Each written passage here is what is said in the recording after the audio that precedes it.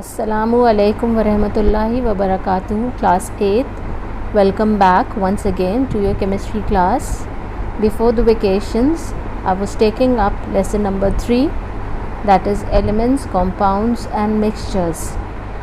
I hope you have revised till wherever I had taught. That is the separation of mixtures, what was the basis of the separation of the various components of a mixture. But before that, let me make a correction in the exercise that was done on page number 27. That is the first, tick the correct option, that is the substances that contain same kind of particles, atoms or molecules, are called pure substances and not elements. By mistake I had told elements as the answer. Please correct it, and I think you must have completed exercise B also by now. So I had taken up 2 points, that is the method used to separate the components of a mixture depends on the physical state of the components of the mixture and the difference in the physical properties of the components of the mixture, which were density and solubility, melting and boiling points, volatile nature, then sublime nature and magnetic nature of the substances. Today I will proceed to the separation of solid mixtures, and I will tell you about the various techniques or the various methods which are used to separate the solid mixtures. So let's proceed further to the separation. We all of us know this. We have seen our mothers doing it, and at times we have also been given the task of hand picking the cereals or the pulses at home also. So this is the method of separating visible undesirable substances from a mixture by hand. This is hand picking. I am showing you the picture as you already know it. Now you can see this. The method of hand picking is being used to separate the coffee beans, right? So here what can you see and what points are considered? Now this hand picking is applied when the mixture is present in small quantity. You can see the quantity is not very large, and the component to be separated forms a small portion of the mixture. You can see two colors over here. Two different components are there, and they are being hand picked and they are being separated. These are for the separation of the coffee beans. One component is different in size, shape or color from the other component. You can easily make out the two components, and then they can be easily hand picked.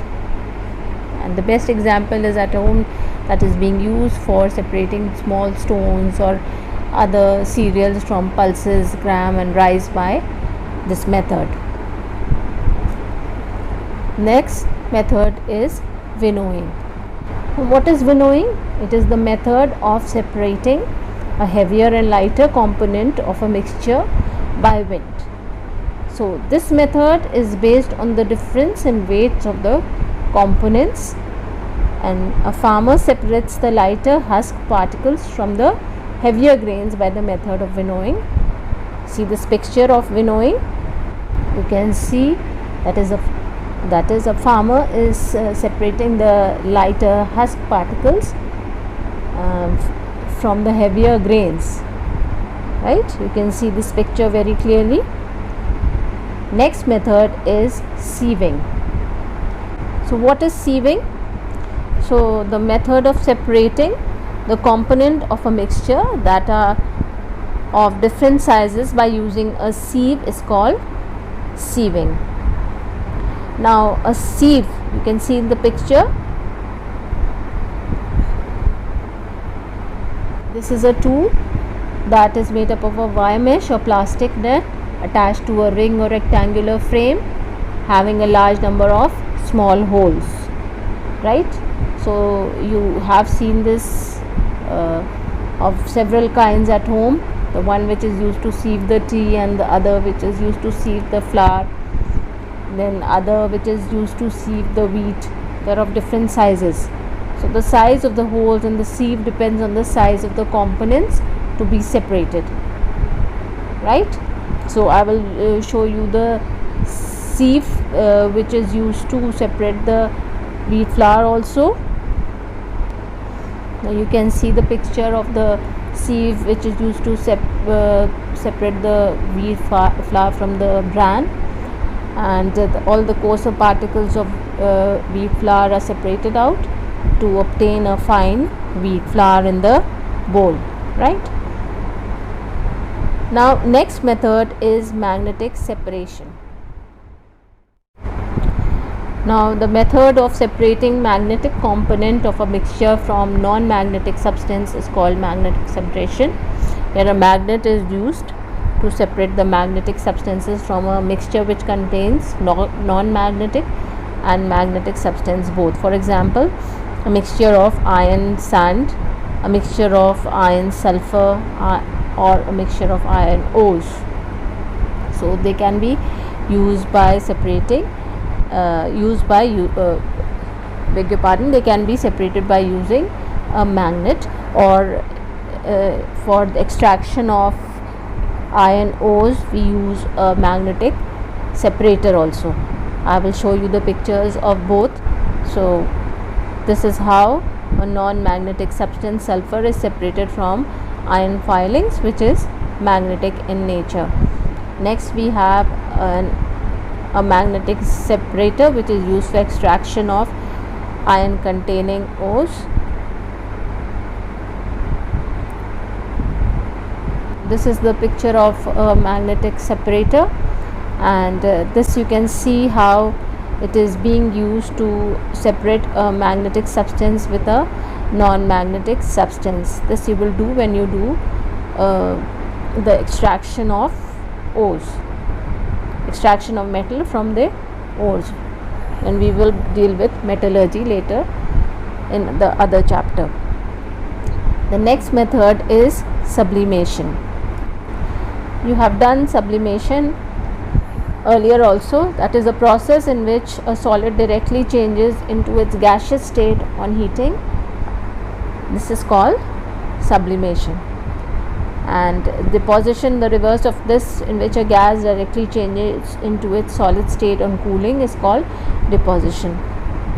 So this method is used to separate a solid that sublime from its mixture with a solid that does not sublime, and on heating the solid that sublimes escapes as vapor and the other one is left behind in the container. This is the diagram showing the technique of sublimation, and here we are using this technique to separate a mixture of ammonium chloride and any other salt. In this case it is sodium chloride, which is a non-sublimable salt, and ammonium chloride is a sublimable salt. A china dish is being used. Then we are using cotton plug, a wire gauze is used, a tripod stand, a Bunsen burner, and a mixture of ammonium chloride and sodium chloride. So take the mixture of ammonium chloride and sodium chloride in a china dish. Place the china dish on the tripod stand. Block the nozzle of the funnel. You can see this funnel has been blocked with this cotton plug. This will prevent the vapors of ammonium chloride from escaping into the atmosphere. Then invert this funnel on the china dish. You can see this is inverted on the china dish. Heat this mixture gently using a Bunsen burner till white vapors are formed. What do we observe? When solid ammonium chloride, this solid ammonium chloride over here, it is heated, it changes into vapors. This is sublimation, and the vapor rises up, condenses and deposits along the cooler part of the funnel, that is the narrow end. You can see this is the solidified ammonium chloride. Sodium chloride remains in the dish. Once this sublimable substance ammonium chloride has escaped in the form of vapors. This is how both the things can be separated, that is ammonium chloride and sodium chloride both can be recovered after heating. By the similar technique we can also separate the mixture of iodine and sand, and also mixtures containing ammonium chloride or naphthalene, camphor and iodine. These all are sublimable substance. Then next is the solvent extraction method.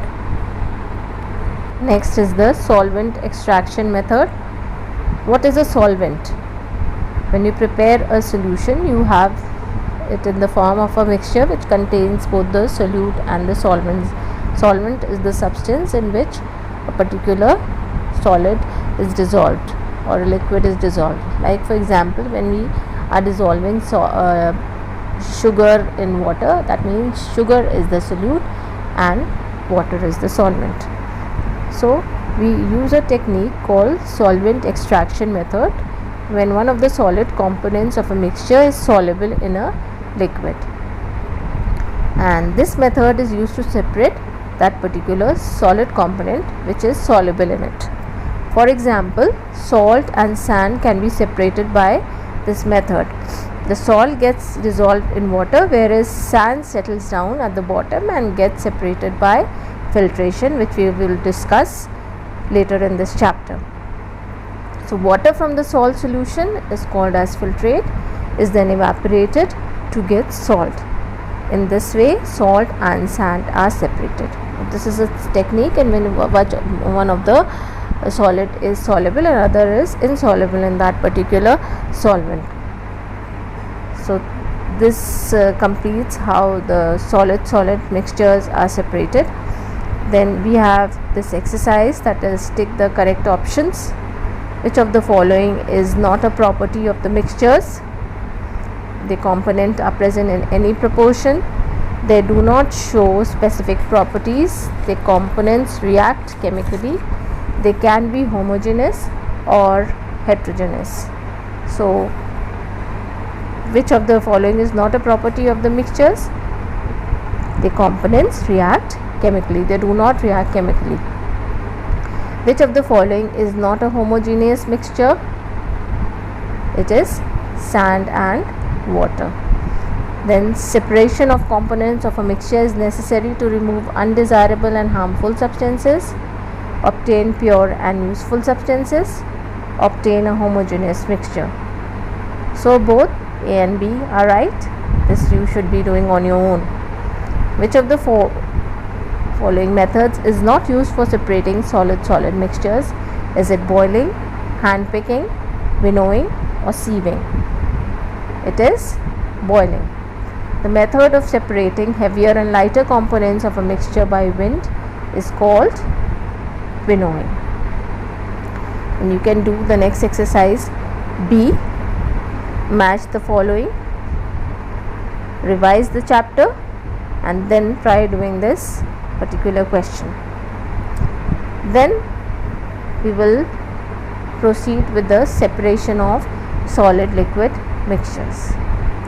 Then different methods can be used for this for the separation of this kind of mixture also, and this depends upon whether the solid is soluble or it is insoluble in a particular liquid component. For this we use sedimentation and decantation. Then we have loading, filtration, centrifugation, evaporation and crystallization. And the first one we will do today, that is what is sedimentation and decantation. So insoluble substances that are heavier than liquid can be separated by sedimentation and decantation. And if we put soil or mud or sand and water, we can easily make out it is much heavier. It settles down after some time. So it is used to separate heterogeneous mixture of solid and liquid, and this settling down of heavier insoluble solid particle at the bottom of a liquid is called sedimentation. The solid heavier insoluble particle that settle down at the bottom of the liquid is called sediment. You can see this diagram, how this is the sediment that is there, right?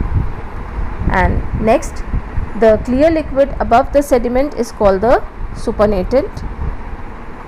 This is called the supernatant.